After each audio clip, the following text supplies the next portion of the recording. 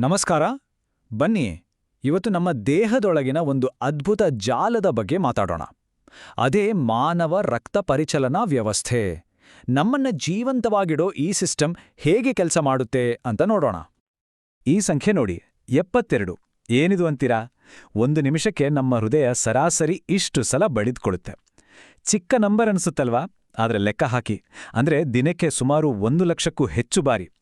ಪ್ರತಿಯೊಂದು ಬಡಿತವೂ ನಮ್ಮ ಜೀವ ಉಳಿಸೋ ಒಂದು ದೊಡ್ಡ ಪ್ರಕ್ರಿಯೆಯ ಭಾಗ. ಹಾಗಾದ್ರೆ ಆ ಪ್ರತಿ ಬಡಿತದ ಹಿಂದೆ ಅಡಗಿರುವ ಆ ಅದ್ಭುತ ಪಯಣ ಯಾವುದು? ರಕ್ತ ಹೇಗೆ ಇಡೀ ದೇಹವನ್ನ ಸುತ್ತಿ ಬರುತ್ತೆ? ಬನ್ನಿ, ಈ ಪ್ರಶ್ನೆಗೆ ಉತ್ತರ ಹುಡುಕ್ತಾ ನಮ್ಮ ಪಯಣ ಶುರು ಮಾಡೋಣ. ನಮ್ಮ ಪಯಣದ ಮೊದಲ ನಿಲ್ದಾಣ ಈ ಇಡೀ ಸಿಸ್ಟಮ್ನ ಪವರ್ ಹೌಸ್, ನಮ್ಮ ಹೃದಯ. ನಮ್ಮ ಮುಷ್ಟಿಯಷ್ಟೇ ಇರೋ ಈ ಅಂಗ ಜೀವನ ಪೂರ್ತಿ 1 ಸೆಕೆಂಡ್ ಕೂಡ ರೆಸ್ಟ್ ತಗೊಳ್ದೆ ಕೆಲಸ ಮಾಡುವೊಂದು ಪವರ್ಫುಲ್ ಪಂಪ್.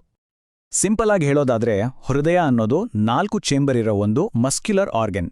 ಇದರ ಒಂದೇ ಒಂದು ಕೆಲಸ, ನಾವೆಚ್ಚರ ಇರ್ಲಿ, ನಿದ್ದೆ ಮಾಡ್ತಿರ್ಲಿ, ಪ್ರತಿ ಕ್ಷಣ ದೇಹದ ಮೂಲೆ ಮೂಲೆಗೂ ರಕ್ತವನ್ನ ಪಂಪ್ ಮಾಡೋದು. ಹೃದಯದೊಳಗೆ ರಕ್ತದ ಹರಿವು ಒಂದು ಪರ್ಫೆಕ್ಟ್ ಡ್ಯಾನ್ಸ್ ಇದ್ದ ಹಾಗೆ ನೋಡಿ. ಮೊದಲು ದೇಹದಿಂದ ಬಳಸಿದ ಅಂದ್ರೆ ಆಮ್ಲಜನಕ ಕಡಿಮೆ ಇರೋ ರಕ್ತ ಬಲಹೃತ್ಕರಣಕ್ಕೆ ಬರುತ್ತೆ. ಅಲ್ಲಿಂದ ಬಲಹೃತ್ಕಕ್ಷಿಗೆ ಹೋಗಿ ಶುದ್ಧೀಕರಣಕ್ಕಾಗಿ ಶ್ವಾಸಕೋಶಗಳಿಗೆ ಪಂಪ್ ಆಗುತ್ತೆ. ಶ್ವಾಸಕೋಶಗಳಲ್ಲಿ ಫ್ರೆಶ್ ಆಕ್ಸಿಜನ್ ತುಂಬಿಕೊಂಡು ಆ ಶುದ್ಧ ರಕ್ತ ಎಡ ಹೃತ್ಕರಣಕ್ಕೆ ವಾಪಸ್ ಬರುತ್ತೆ. ಕೊನೆಗೆ ಪವರ್ಫುಲ್ ಆಗಿರೋ ಎಡ ಹೃತ್ಕಕ್ಷಿಯಿಂದ ಇಡೀ ದೇಹಕ್ಕೆ ಸಪ್ಲೈ ಆಗುತ್ತೆ. ಇದೇ ಸೈಕಲ್ ಮತ್ತೆ ಮತ್ತೆ ನಿರಂತರವಾಗಿ ನಡೀತಾನೇ ಇರುತ್ತೆ. ಈ ಪ್ರಕ್ರಿಯೆ ಇಷ್ಟು ನೀಟಾಗಿ ನಡೆಯೋಕೆ 2 ಮುಖ್ಯ ಕಾರಣಗಳಿವೆ. ಒಂದು, ಸೆಪ್ಟಮ್. ಇದು ಹೃದಯದ ಎಡ ಮತ್ತೆ ಬಲ ಭಾಗಗಳನ್ನ ಬೇರ್ಪಡಿಸೋ ಒಂದು ಗಟ್ಟಿಗೋಡೆ. ಇದರ ಕೆಲ್ಸನೇ ಶುದ್ಧ ಮತ್ತೆ ಅಶುದ್ಧ ರಕ್ತ ಮಿಕ್ಸ್ ಆಗದ ಹಾಗೆ ನೋಡ್ಕೊಳ್ಳೋದು. ಇನ್ನೊಂದು, ವಾಲ್ವ್ಸ್ ಅಥವಾ ಕವಾಟಗಳು. ಇವು ಸ್ಮಾರ್ಟ್ ಒನ್ ವೇ ಡೋರ್ ಇದ್ದ ಹಾಗೆ. ರಕ್ತ ಮುಂದಕ್ಕೆ ಮಾತ್ರ ಹೋಗ್ಬೇಕು, ಹಿಂದೆ ಬರೋ ಹಾಗಿಲ್ಲ ಅಂತ ಖಚಿತಪಡಿಸ್ತವೆ. ಸರಿ, ಹೃದಯದ ಕೆಲಸ ಗೊತ್ತಾಯ್ತು. ಆದರೆ ರಕ್ತದ ಪಯಣ ಒಂದೇ ಲೂಪ್ನಲ್ಲಿ ಆಗಲ್ಲ. ಅದು ಹೃದಯದಿಂದ ಹೊರಟು 2 ಬೇರೆ ಬೇರೆ ಸರ್ಕ್ಯೂಟ್ಸ್ಗಳಲ್ಲಿ ಓಡಾಡುತ್ತೆ. ಈ ವ್ಯವಸ್ಥೆಗೆ ಡಬಲ್ ಸರ್ಕ್ಯುಲೇಷನ್ ಅಥವಾ ಇಮ್ಮಡಿ ಪರಿಚಲನೆ ಅಂತಾರೆ. ಇದರ ಅರ್ಥ ಏನಂದ್ರೆ, ಇಡೀ ದೇಹಕ್ಕೆ ಒಂದು ರೌಂಡ್ ಹೊಡೆಯೋಕೆ ರಕ್ತ ನಮ್ಮ ಹೃದಯದ ಮೂಲಕ 2 ಸಲ ಪಾಸ್ ಆಗಲೇಬೇಕು. ಇದು ತುಂಬಾನೇ ಎಫಿಷಿಯೆಂಟ್ ಸಿಸ್ಟಮು. ಇದರಿಂದ ದೇಹದ ಪ್ರತಿಯೊಂದು ಸೆಲ್ಗೂ ಆಕ್ಸಿಜನ್ ಗ್ಯಾರಂಟಿಯಾಗಿ ಸಿಗುತ್ತೆ. ಆ 2 ಮಾರ್ಗಗಳು ಯಾವುವು ಅಂದ್ರೆ, ಮೊದಲನೇದು ಪಲ್ಮನರಿ ಸರ್ಕ್ಯುಲೇಷನ್.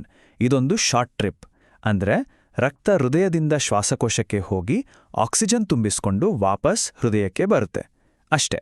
ಇನ್ನೊಂದು ಸಿಸ್ಟಮಿಕ್ ಸರ್ಕ್ಯುಲೇಷನ್. ಇದೊಂದು ಲಾಂಗ್ ಟ್ರಿಪ್. ಇದರಲ್ಲಿ ಆಕ್ಸಿಜನ್ ತುಂಬಿದ ರಕ್ತ ಹೃದಯದಿಂದ ಹೊರಟು ತಲೆಯಿಂದ ಹಿಡಿದು ಕಾಲಿನ ಬೆರಳಿನವರೆಗೂ ಇಡೀ ದೇಹಕ್ಕೆ ಸಪ್ಲೈ ಆಗಿ ಮತ್ತೆ ಹೃದಯಕ್ಕೆ ವಾಪಸ್ ಬರುತ್ತೆ. ಇಷ್ಟೊತ್ತು ನಾವು ಪಂಪ್ ಬಗ್ಗೆ, ಹೈವೇಗಳ ಬಗ್ಗೆ ಮಾತಾಡಿದ್ವಿ. ಈಗ ಆ ಹೈವೇಲಿ ಹರಿಯ ಜೀವನದಿ ಅಂದ್ರೆ ನಮ್ಮ ರಕ್ತದ ಬಗ್ಗೆ ಸ್ವಲ್ಪ ನೋಡೋಣ. ಇದು ಬರೀ ಕೆಂಪು ದ್ರವ ಅಷ್ಟೇ ಅಲ್ಲ, ಅದೊಂದು ಜೀವಂತ, ಚಲಿಸುವ ಅಂಗಾಂಶ. ನಮ್ಮ ರಕ್ತದಲ್ಲಿ ಮುಖ್ಯವಾಗಿ 4 ಭಾಗಗಳಿವೆ. ಪ್ಲಾಸ್ಮಾ ಅನ್ನೋದು ಎಲ್ಲವನ್ನೂ ಸಾಗಿಸೋ ದ್ರವ. ಕೆಂಪು ರಕ್ತ ಕಣಗಳು ಆಕ್ಸಿಜನ್ ಹೊತ್ಕೊಂಡೋಗೋ ಡೆಲಿವರಿ ವೆಹಿಕಲ್ಸ್ ಇದ್ದ ಹಾಗೆ. ಬಿಳಿ ರಕ್ತ ಕಣಗಳು ನಮ್ಮ ದೇಹದ ಸೈನಿಕರು, ರೋಗಗಳ ವಿರುದ್ಧ ಫೈಟ್ ಮಾಡ್ತವೆ. ಕೊನೆಗೆ ಪ್ಲೇಟ್ಲೆಟ್ಗಳು, ಇವು ನಮ್ಗೆ ಗಾಯ ಆದಾಗ ತಕ್ಷಣ ಬಂದು ರಕ್ತಸ್ರಾವ ನಿಲ್ಸೋ ಎಮರ್ಜೆನ್ಸಿ ಟೀಮ್. ಅಂದಹಾಗೆ ರಕ್ತ ಪರಿಚಲನಾ ವ್ಯವಸ್ಥೆಗೆ ಸಹಾಯ ಮಾಡೋಕೆ ಇನ್ನೊಂದು ಸಿಸ್ಟಮ್ ಕೂಡ ಇದೆ, ಅದೇ ದುಗ್ಧರಸ ವ್ಯವಸ್ಥೆ.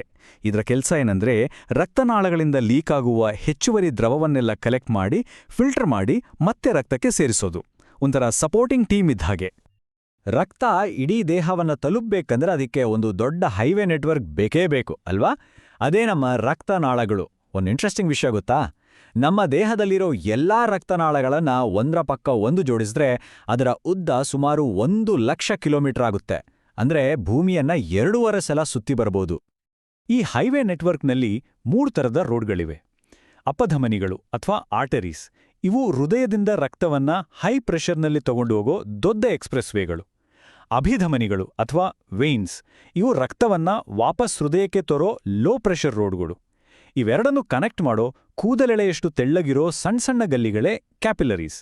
ಆಕ್ಸಿಜನ್ ಮತ್ತೆ ಪೋಷಕಾಂಶಗಳ ನಿಜವಾದ ವಿನಿಮಯ ನಡೆಯೋದೇ ಇಲ್ಲಿ. ಮಣಿಕಟ್ಟಿನ ಮೇಲೆ ಬೆರಳಿಟ್ಟಾಗ ಲಬ್ ಡಬ್ ಅಂತ ಒಂದು ಬಡಿತ ಫೀಲ್ ಆಗುತ್ತಲ್ಲ, ಅದೇ ನಾಡಿ ಅಥವಾ ಪಲ್ಸ್.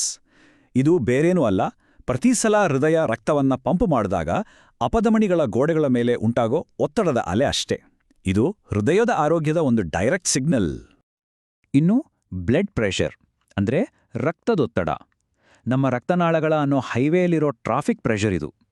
ರಕ್ತ ಹರಿಯುವಾಗ ರಕ್ತನಾಳಗಳ ಗೋಡೆಗಳ ಮೇಲೆ ಹಾಕೋ ಒತ್ತಡವನ್ನೇ ರಕ್ತದೊತ್ತಡ ಅಂತ ಕರೆಯೋದು. ಸಾಮಾನ್ಯವಾಗಿ 170/80 ಅನ್ನೋ ನಂಬರ್ ಕೇಳಿರ್ತೀವಿ. ಇದರಲ್ಲಿ ಮೇಲಿನ ಸಂಖ್ಯೆ ಅಂದ್ರೆ 120 ಸಿಸ್ಟೋಲಿಕ್ ಪ್ರೆಷರ್, ಅಂದ್ರೆ ಹೃದಯ ಸಂಕುಚಿತಗೊಂಡು ಜೋರಾಗಿ ರಕ್ತವನ್ನ ಪಂಪ್ ಮಾಡಿದಾಗ ಉಂಟಾಗೋ ಗರಿಷ್ಠ ಒತ್ತಡ. ಅದೇ ರೀತಿ ಕೆಳಗಿನ ಸಂಖ್ಯೆ 80 ಡಯಾಸ್ಟಾನಿಕ್ ಪ್ರೆಷರ್ ಅಂತ. ಅಂದ್ರೆ ಎರಡು ಬಡಿತಗಳ ಮಧ್ಯೆ ಹೃದಯ ರೆಸ್ಟ್ ಮಾಡ್ತಿರುವಾಗ ರಕ್ತನಾಳಗಳಲ್ಲಿರೋ ಕನಿಷ್ಠ ಒತ್ತಡ. ನಮ್ಮ ಆರೋಗ್ಯ ಚೆನ್ನಾಗಿರ್ಬೇಕಂದ್ರೆ ಈ ಎರಡೂ ಸಂಖ್ಯೆಗಳ ಬ್ಯಾಲೆನ್ಸ್ ತುಂಬಾನೇ ಮುಖ್ಯ. ಯೋಚನೆ ಮಾಡಿ, ಈ ಇಡೀ ಸಿಸ್ಟಮ್, ಈ ಪಂಪ್, ಈ ಹೈವೇ, ಈ ಜೀವನದಿ, ನಾವು ಹುಟ್ಟಿದಾಗನಿಂದ ಕೊನೆಯ ಉಸಿರೋವರೆಗೂ ಒಂದು ಕ್ಷಣ ಕೂಡ ನಿಲ್ಲದೆ ಕೆಲಸ ಮಾಡುತ್ತೆ. ಎಂಥ ಅದ್ಭುತ ಅಲ್ವಾ? ಹಾಗಾದ್ರೆ ಒಂದು ಕ್ಷಣ ಯೋಚಿಸೋಣ, ಈ ನಿರಂತರ ಚಲನೆ ನಿಂತರೆ ಏನಾಗ್ಬೋದು? ನಮ್ಮ ಅಸ್ತಿತ್ವದ ಪ್ರತಿ ಕ್ಷಣವೂ ಈ ಸೈಲೆಂಟ್ ಆಗಿ ದಣಿವರಿಯದೆ ಕೆಲಸ ಮಾಡೋ ಸಿಸ್ಟಮ್ ಮೇಲೇನೆ ನಿಂತಿದೆ.